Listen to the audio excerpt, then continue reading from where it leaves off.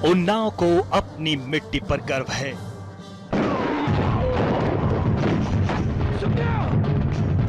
पंडित जी, सुखदेव राज भाग! और उन्नाव की मिट्टी को आजाद पर गर्व है। मैं इस मिट्टी की लड़ाई इसी मिट्टी में खड़े रहकर लड़ूंगा, क्योंकि इसी धरती से आजाद का नाता रहा है। उन्नाव, जहां शहीद चंद्रशेखर आजाद के पुरखे रहते थे, जहां उनके पिता रहा करते थे, तो जिस आजादी के लिए इस महान सपूत ने अपना बलिदान दिया, क्या उन्नाव उस आजादी को जी रहा है? उन्नाव यूपी का एक शहर जो अतीत के शौर्य और सम्मान को समेटे वर्तमान में जी रहा है।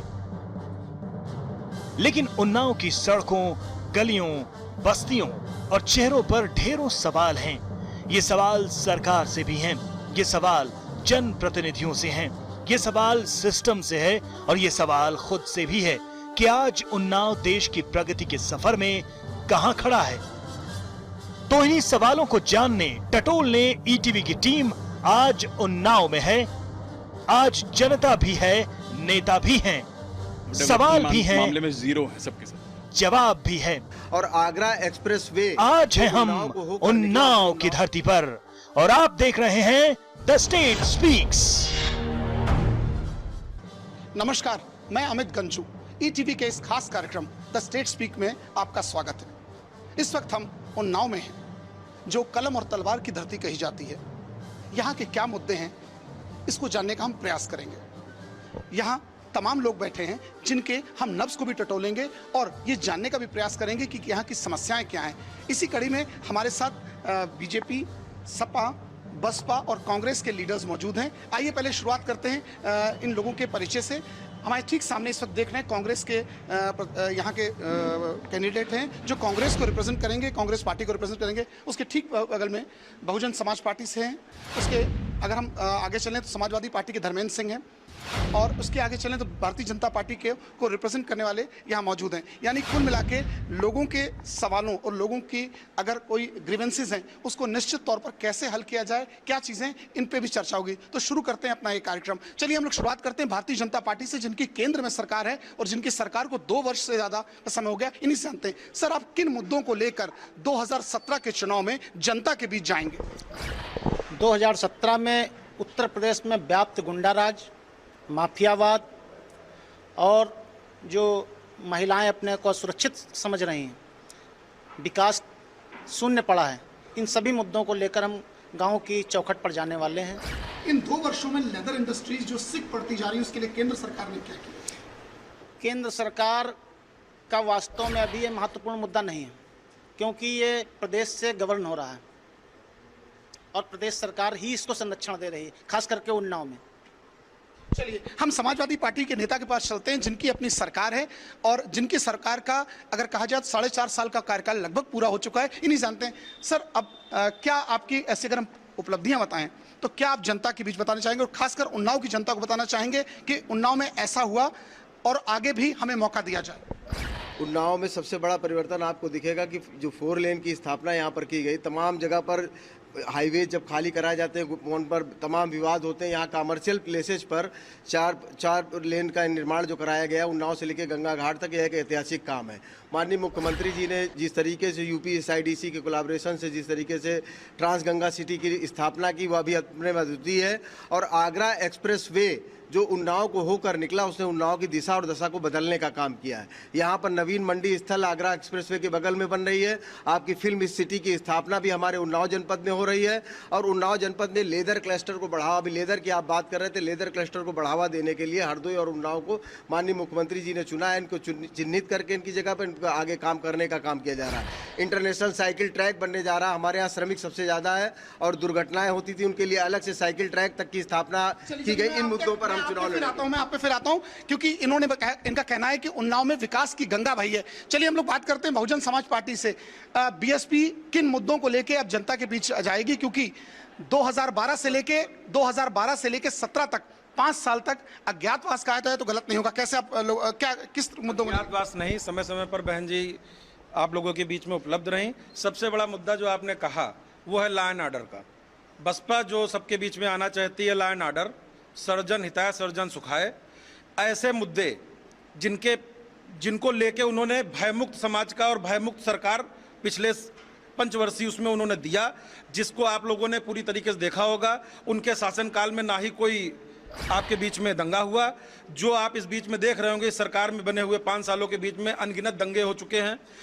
रही बात बीजेपी की, सपा की, कांग्रेस की, आपस में मिली भगत है पूरी तरीके से। उन्नाव के अंदर विकास की बात कर लिया जाए, जितनी भी योजनाएं सपा अपने उसमें गिना रही है, वो योजनाएं बसपा के समय में कार्य योजना में शामिल थीं और उनमें आधे से ज़्यादा उनके समय में काम किए गए। एक अजीब सी अफरा तफरी है, कोई विकास कार्य धरातल पे नहीं है।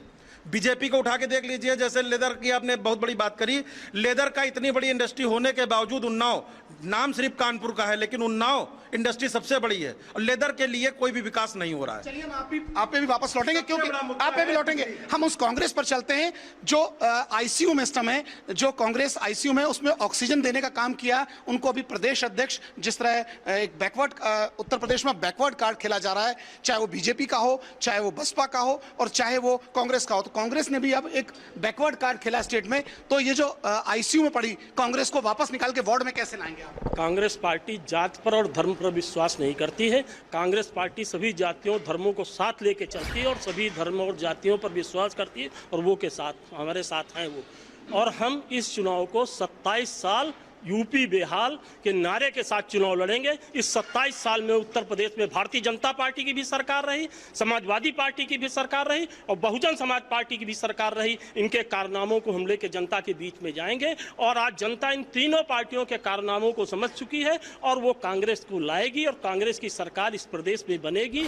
ये जो झूठे वादे लालीपाप दिए हैं जनता समझ चुकी है और भारतीय जनता पार्टी ने भी पिछले चुनाव में तो वादे किए थे, उन पे वो विफल रही है और आज वो कह रहे हैं कि वो तो चुनावी जुमले थे, हमारे वादे नहीं थे, चुनावी जुमले थे। तो जनता भी बता देगी कि चुनावी जुमले। कांग्रेस ये कार्यकर्ता लाएगी कहां से, अपने ये जो वोटर है लाएगी कहां से? क्योंकि कांग्रेस, जिस तरह सब जानते हैं कि कांग्रेस अपनी धरती उत्तर प्रदेश में 3 दशक का लगभग समय होना है खो चुकी है। तो कैसे लोगों को ये विश्वास दिलाएगी कि जिस भ्रष्टाचार में कांग्रेस पे तमाम आरोप लगे, तमाम आपके नेता जेल गए, उत्तर प्रदेश के लोगों के मन में आप कैसे विश्वास जागेंगे? हमने भ्रष्टाचार के खिलाफ लड़ाई लड़ी, हमने अपने मंत्री को जेल भेजा। हम भ्रष्टाचार के खिलाफ है, कांग्रेस पार्टी, हमारा हाईकमान भ्रष्टाचार के खिलाफ है और उसने ये हिम्मत दिखाई कि अगर उसके मंत्री ने भ्रष्टाचार किया तो अपने नेता को, अपने मंत्री को उन्होंने जेल भेज दिया। क्या दूसरी पार्टी के किसी नेता की यह हैसियत है? मैं आपके पास भी लौटता हूं, मैं इस वक्त धर्मेंद्र के पास चलूंगा क्योंकि धर्मेंद्र सपा के हैं और चाहे बीएसपी के हों, बीजेपी के हों और कांग्रेस के लोगों ने लॉ एंड ऑर्डर को लेकर समाजवादी पार्टी के नेताओं को घेर रही है। तो कहीं ना कहीं इनसे भी जानना जरूरी है। हर व्यक्ति लॉ एंड ऑर्डर पर आपकी सरकार को घेर रहा है, लॉलेस स्टेट कहा जा रहा है। अगर उन्नाव की बात करें, हम इस वक्त उन्नाव में खड़े, उन्नाव की बात करें तो लॉ एंड ऑर्डर पे कैसे अंकुश आप लगा पाएं? हर व्यक्ति आपको, हर पार्टी आपको घेर रही है। देखिए, जहाँ कानून व्यवस्था का सवाल है, उत्तर प्रदेश के अंदर सरकार बनने के बाद, सरकार के जब नहीं थी उसके पहले जो कानून व्यवस्था थी, आज की कानून व्यवस्था में जमीन आसमान का फर्क है। आज विकास का मुद्दा इतना हावी है, लोगों को दिखाई पड़ रहा है कि चारों तरफ विकास हो रहा है। कानून व्यवस्था का जो झूठा डमडमा पीटा जा रहा है, आप कानून व्यवस्था के आप तो पत्रकार हैं ईटीवी से, अमित भाई, आप अच्छी तरीके से जानते हैं जिस तरीके से कानून व्यवस्था की व्यवस्था को लेकर माननीय मुख्यमंत्री जी ने,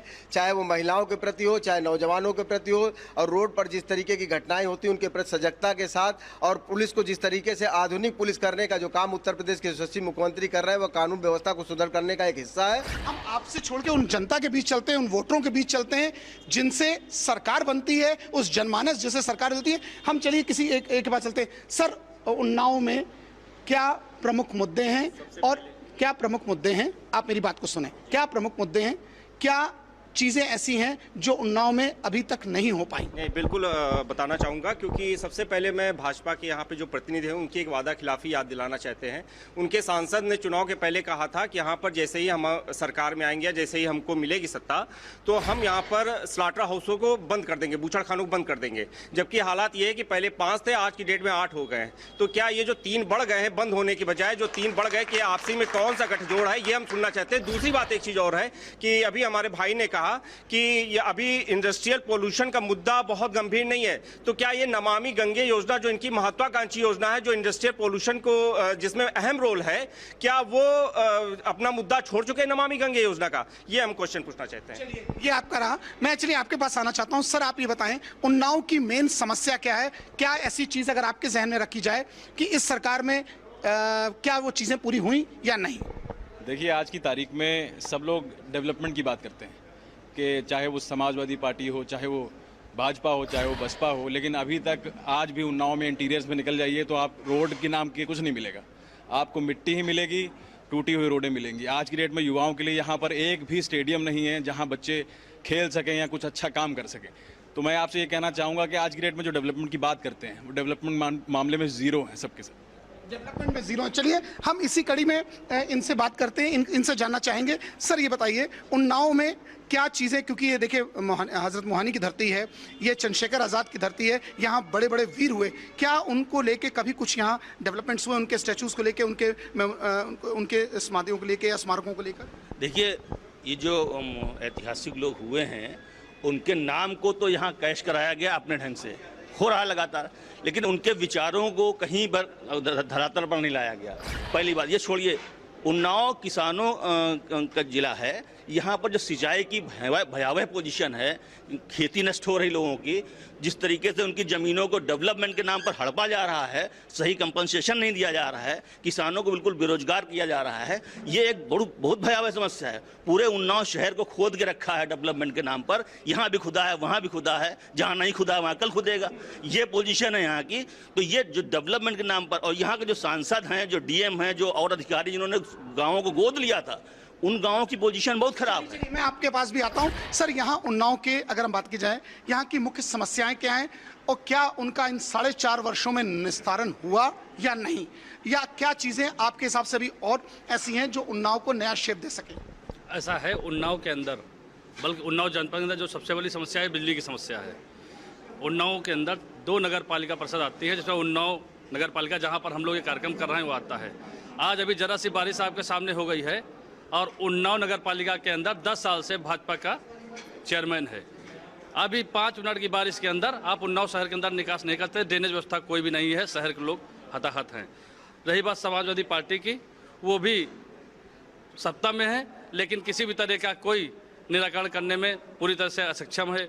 इसके पहले भी भाजपा की जो सरकार रही है, भाजपा के सांसद हैं इस समय, वर्तमान समय में, उन्होंने भी केवल जो कांग्रेस की योजनाएं थी, या समाजवादी पार्टी ने, चाहे बहुजन समाज पार्टी हो, जो कांग्रेस की योजनाएं थी उन पे नाम बदलने का काम किया, उनकी ब्रांडिंग करने का काम किया है, किसी तरह की अपनी योजनाओं को लागू करने का काम नहीं किया, धरातल पर नहीं है। चलिए, आपका कहना है कि ऐसा कोई विकास खास तौर पर दिखा नहीं।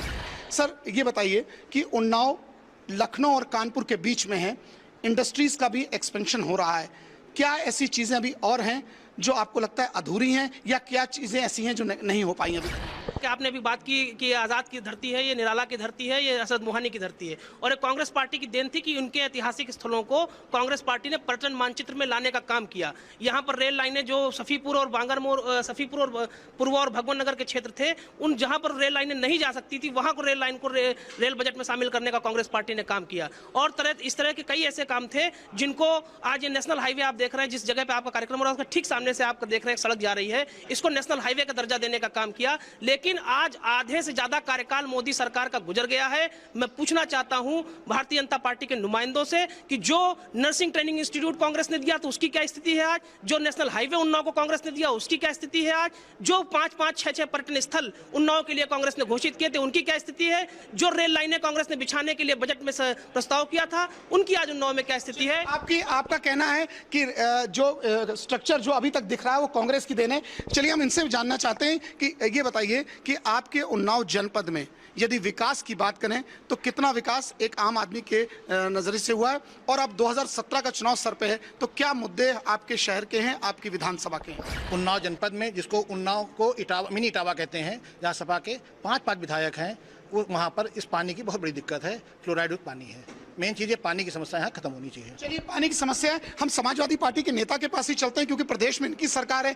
जिस तरह आपने लोगों की बातें सुनी, किसी ने लॉ एंड ऑर्डर की बात कही, किसी ने कहा कि पानी की समस्या है, किसी ने कहा कि 4.5 वर्षों में कोई विकास नहीं हुआ। क्या ऐसा कोई प्रूफ है आपके पास जो लोगों को बता सके, इनको सेटिस्फाई कर सकें कि क्या विकास आपके माध्यम से हुआ है यहाँ? प्रूफ सीधे प्रत्यक्ष को प्रमाण की आवश्यकता नहीं होती है। आज समाजवादी पार्टी ने जो विकास के काम किए, चाहे नगर पालिकाएं हो, टाउन एरियाज को डेवलप करने का जिस तरीके से समाजवादी पार्टी ने काम किया, जितना फंडिंग उनको की, आप जो माननीय मुख्यमंत्री जी ने 8 किलोमीटर की सड़कें सभी विधायकों को दी। कोई ऐसा स्पेशल नहीं था कि समाजवादी पार्टी के केवल विधायकों को दिया हो। 100 हैंड पाइप पानी के लिए दिए नए, 100 हैंड पाइप मरम्मत के लिए दिए। समाजवादी जो ग्राम है वो भी विधायकों के लिए आवंटित किए गए, जो अब विधायक अपने क्षेत्र का चयनित कर सकता है। तो विकास के नाम पर आप देखिए, कहीं पर निकलिए, आपको लगेगा कि समाजवादी पार्टी की सरकार ने किस तरीके से यहाँ काम किया है। पानी पर भी माननीय मुख्यमंत्री जी का पूरा ध्यान है, पूरा आकर्षण है, और जल्दी ही उन्नाव के पेयजल की समस्या भी दूर होगी। बीजेपी के नेता के पास चलते हैं, क्योंकि काफी देर से इनके पास हम नहीं आए। जितनी आपने बातें अभी समाजवादी पार्टी के नेताओं की सुनी, इनके धर्मेंद्र सिंह की सुनी, इनका ये कहना है कि विकास विकास और विकास हुआ है, लॉ एंड ऑर्डर की ऐसी कोई बात नहीं है, डेवलपमेंट्स तमाम हुए हैं। क्या भारतीय जनता पार्टी के हैसियत से या नुमाइंदे से आप संतुष्ट हैं, या आप इस पर क्या कहेंगे? आश्वासन दिया गया कि हम लैपटॉप बांटेंगे, हम बेरोजगारी भत्ता देंगे और हम किसानों का ऋण माफ कर देंगे। उस झांसे में उत्तर प्रदेश की पब्लिक आ गई, और झांसे में आने के बाद, ये देहाती शब्द है झांसा, उस झांसे में आने के बाद हमें लगता है उत्तर प्रदेश का नौजवान ठगा जा रहा, उत्तर प्रदेश का किसान ठगा जा रहा। कोई भी किसान बता दे कि हमारा कर्जा माफ़ किया गया, कोई भी नौजवान बता दे कि हमको 1.5 साल के बाद हमको बेरोजगारी भत्ता मिला, कोई भी बता दे कि हमको लैपटॉप ढंग से मिला या डेवलपमेंट सही ढंग से हुआ। रही केंद्र सरकार की बात, और कांग्रेस के मित्रों ने भी ये बात उठाई, तो ये भी देहाती में बोलने जा रहा हूँ कि एक बच्चे का जन्म होने में भी 9 महीने का समय लगता है। अभी तो साल भर हमको लग गया, केवल हमारी सरकार को लग गया, जो कांग्रेस जिस समय से बनी मुद्रा घोटाला चालू किया था और स्पेक्ट्रम घोटाले पर खत्म हुई।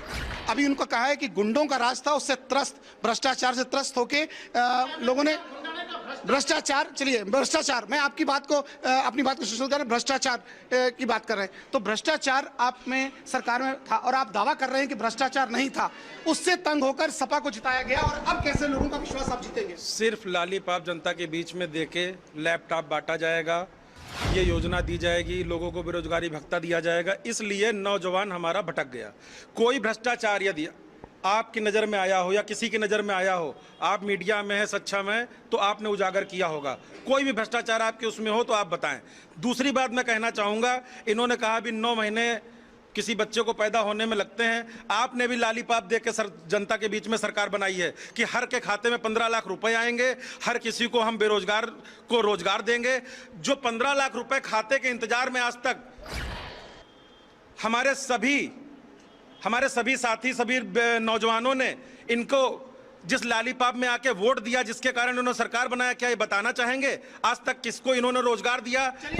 आप ही की बात पर आपको कहना चाह रहा हूं कि आप ही की सरकार में बलात्कार के मुकदमा लिखा था आपके बांदा के विधायक पर, आप ही की सरकार में जो घोटाला हुआ जिसमें एक IAS अरेस्ट हुआ, आप कह रहे हैं हमारे यहाँ घोटाला नहीं हुआ। चलिए मैं कांग्रेस पे आता हूं कि कांग्रेस की सरकार काफी समय तक केंद्र में रही, अब कांग्रेस एक धरती ढूंढ रही है उत्तर प्रदेश में, जैसे आपने स्वयं कहा कि 27 साल से आप संघर्ष कर रहे हैं। इस नहीं संघर्ष कर रहे हैं, 27 साल जनता बेहाल है, आप जनता के दर्द पर मरहम का टॉनिक कैसे चिपकाएंगे? संघर्ष कर रहे हैं, सत्ता में न रह के भी जनता के लिए संघर्ष कर रहे हैं। और आप पता कर लीजिए, उन्नाव जिले की नहरों में जब तक कांग्रेस की सरकार उत्तर प्रदेश में थी तब तक पानी आया है। आप गांव में चले जाइए, गांव का किसान कहेगा कांग्रेस की सरकार जब तक थी तब तक नहर में पानी आया, जिससे प्रदेश में कांग्रेस की सरकार गई, नहर में पानी नहीं आया।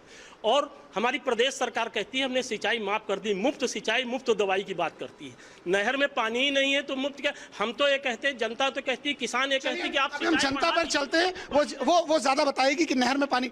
उन्नाव में अगर कहा जाए, उन्नाव में क्योंकि अब 2012 का आपने इलेक्शंस देखे, आपने 2014 के इलेक्शंस देखे और 2017 के भी अवसर पे हैं, तो क्या लगा कि 12 के विधानसभा से लेके और अब तक के सफर में कितना चेंज आया? जिस तरह बता रहे नेता समाजवादी पार्टी कह रहे हैं कि हमने विकास तमाम किया, भाजपा अपना रख रहा है, आपसे अगर पूछा था आप क्या कहेंगे सर?